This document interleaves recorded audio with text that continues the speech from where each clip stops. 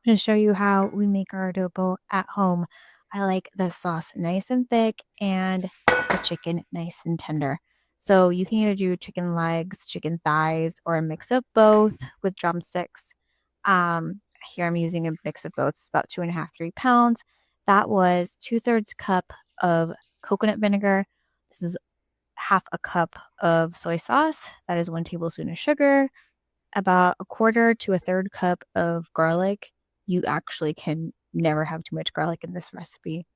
I use black pepper. You can use whole peppercorns if you hate your family, and you can put bay leaves.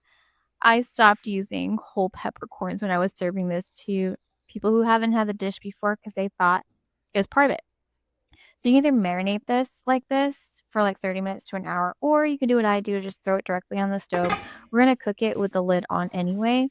So it does kind of like impart the flavors into the meat. So we're going to put it on a boil with the lid off. And then once it hits a boil, put it down to low and cover it with a lid. You're going to simmer it like this for like 30 minutes, maybe 40 minutes, depending how much you have in your pot. And you'll see like some of the fat starts melting. You can baste the chicken a little bit, add a little bit more flavor, especially if you didn't marinate it. And now we're going to put on medium high and we're going to thicken the sauce. So as I'm thickening, I'm constantly basting the chicken.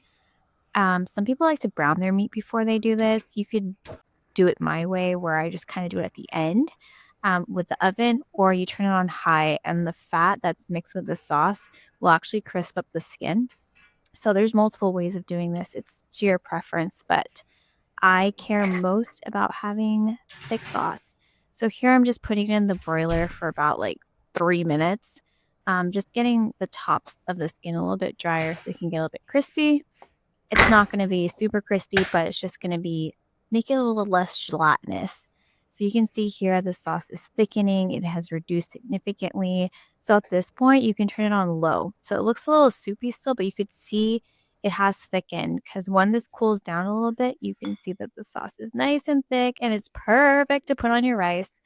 You can serve this as is or with a side of achara or literally anything else, but it's the perfect dish and it tastes even better the next day. That sauce on the rice is everything.